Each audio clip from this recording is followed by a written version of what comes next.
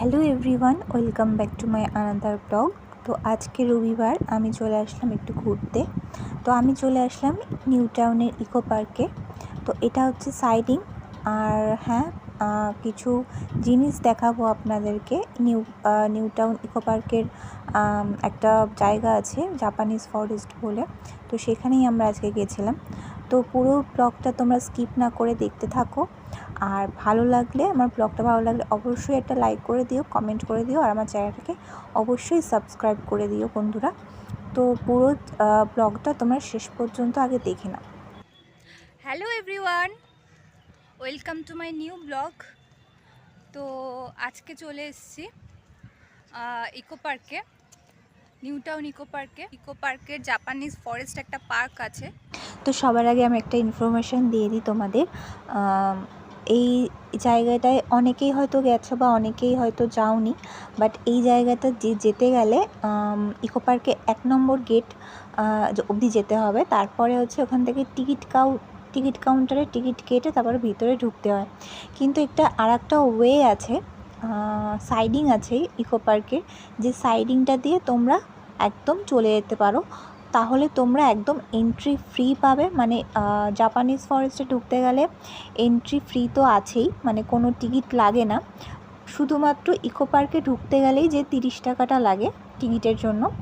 তো 1 নম্বর গেট দিয়ে গেলে কি হবে, যে তোমরা একদম ধারে, মানে টিকিট কাউন্টার থেকে ভেতরে ঢুকেই একদম লেফট সাইড থেকে একটু হেঁটেই এই জাপানিজ ফরেস্টের কাছে তোমরা চলে যেতে পারবে, জাস্ট কয়েক পা হাঁটলে পরে।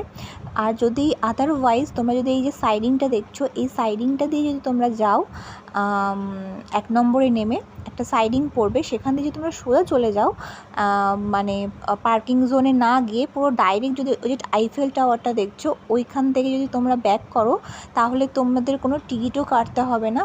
মানে যে 30 টাকা যে টিকিটটা সেটাও কাটতে হবে না। আমরা একটা ভুল করে ফেলেছিলাম, যে আমরা না জেনে টিকিটটা কেটে ফেলেছিলাম। বাট তোমরা যদি সাইডিং দিয়ে আসো তাহলে একদম এন্ট্রি ফ্রি হবে, ব্যাপারটা টিকিটও কাটতে হবে না ইকো পার্কে ঢুকতে গেলে। তো এই যে দেখতে পাচ্ছ, আমরা একদম ধারে কাছে চলে এসেছি। যে লায়ন ডগ দেখা যাচ্ছে, এই জায়গাটাই হচ্ছে জাপানিজ ফরেস্টে ঢোকার এন্ট্রিটা। এই যে, তো কোনো টাকা পয়সা এখানে লাগে না, জাস্ট পুরোটাই ফ্রি। আমরা এখন ঢুকবো। তো ঢোকার মুখেই থাকবে বুদ্ধদেবের মূর্তি। তারপরে আমরা লেফট সাইড দিয়ে চলে যাচ্ছি, ওই যে টেম্পেলটা দেখতে পাচ্ছ, একটা জাপানিজ টেম্পেল। তো ওই দিকটাই আমরা যাচ্ছি, আমরা লেফট সাইড দিয়ে এগোচ্ছি। তো জায়গাগুলো আমরা মানে আমি এর আগে ইকো পার্কে অনেকবার এসেছি, বাট এই যে জাপানিজ টেম্পল যে জায়গাটা বা ফরেস্ট যে জায়গাটা, এটা আমি কোনোদিনও আসা হয়নি। তো শুনেছি এটা বেশি দিনও তৈরি হয়নি, 2-3 বছর হবে হয়তো, আমার শোনা কথা। তো হ্যাঁ, এখানে যে জায়গাগুলো তোমরা দেখতে পারছো, প্রত্যেকটারই মিনিংফুল জায়গা আছে, প্রত্যেকটারই মিনিং আছে। বা জাপানিজ ভাষায় তোমরা এখানে অনেক কিছু লেখা দেখতে পাবে, বাট আমার পক্ষে সম্ভব হলো না যে জাপানিজ ভাষায় যেগুলো লেখা ছিল সেগুলো মানে উদ্ধার করা পড়ে। তো সেই জন্য আমি মিনিংগুলো বুঝতে পারিনি, বাট প্রত্যেকটা যে জায়গাগুলো দেখছো প্রত্যেকটারই মিনিং আছে, মিনিংফুল আছে আর কি। তো হ্যাঁ, খুব সুন্দর জায়গাটা ছিল আমার প্রথম দেখা এটা, মানে এই পার্কটা বলতে পারো, বা জাপানিজ ফরেস্ট যে এরিয়াটা করেছে, এটা আমার প্রথম আমি আসলাম, বেশ ভালোই লাগলো।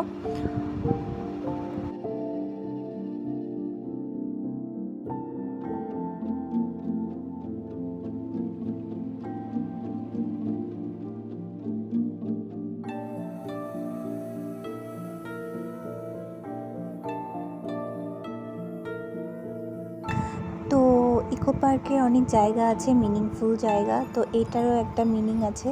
এটার ভিতরে যে কুয়োটা বা গলিটা দেখতে পাচ্ছ, এটার মধ্যে দিয়ে নাকি গেলে পরে অনেক নেগেটিভ এনার্জি দূর হয়ে যায়।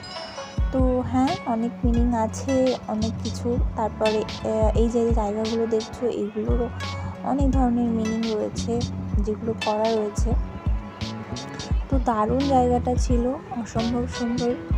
আর ফটোশ্যুট করার জন্য বা ফটো তোলার জন্য তো একদম পারফেক্ট জায়গা।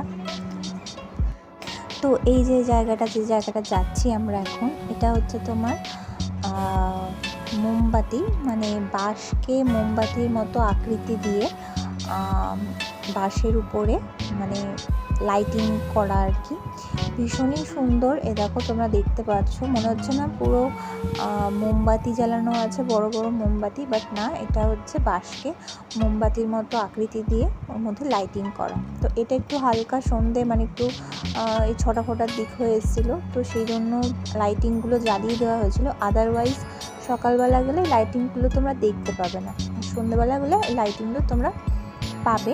বাট কি হয়, ভিউটা বেশি সকালবেলাতেই সুন্দর লাগে দেখতে। তো এই এরিয়াটা হচ্ছে, মানে এই জায়গাটা হচ্ছে জিগজ্যাগ ব্রিজ করা। এটারও কিছু মিনিং আছে, সব কিছুর মিনিং ওখানে লেখা আছে। তো তোমরা গেলে অবশ্যই পড়ে নিতে পারো, যারা জাপানিজ ভাষা জানো তারা তো ভালো মতন পারবে বুঝতে। তো এই যে জিগজ্যাগ ব্রিজটা দিয়ে নাকি গেলে অনেক কিছু আর কি মানে বোঝা যায়, অনেক মানে আর কি জ্ঞানমূলক অনেক কিছু বিষয় আছে এগুলোর, প্রত্যেকটা জায়গার প্রত্যেকটা মিনিং করেই এগুলো করা রয়েছে। যে তো হ্যাঁ, আমরা ভিতরটা অনেকক্ষণ ঘুরেছি, অনেকটা টাইম ধরে ফটোশ্যুটও করেছি, ভিডিও বানিয়েছি। তো অনেকটা টাইম ছিলাম, প্রায় দেখতে দেখতে আমরা গেছিলাম হচ্ছে 3:30-র দিকে। আর সকালবেলার ভিউটা ভালো আসে, ফটোগুলোও ভালো আসে, তার জন্যই 3-4টের দিকে যাওয়াটা আমরা বেটার মনে করেছিলাম। তো তারপর দেখতে দেখতে এই 7টা বেজে গেছিলো। তো এখন আমরা বাড়ি যাওয়ার দিকে রওনা দিচ্ছি। আর এটা হচ্ছে ইকো পার্কের সাইডিংটা, ওখান থেকে বেরিয়েই সাইডিং, মানে জাপানিজ ফরেস্ট থেকে বেরিয়েই সাইডিং। তো হ্যাঁ, এইটুকুনি ব্লগটা, এতটাই ছিল। তোমাদের কেমন লাগলো ব্লগটা আমাকে কমেন্টে অবশ্যই জানিও। আর যদি ভালো লাগে অবশ্যই লাইক করে দিও, আর আমার চ্যানেলটাকে অবশ্যই সাবস্ক্রাইব করে দিও বন্ধুরা। সাপোর্ট করো, পাশে থেকো। Thank you, tata, take care.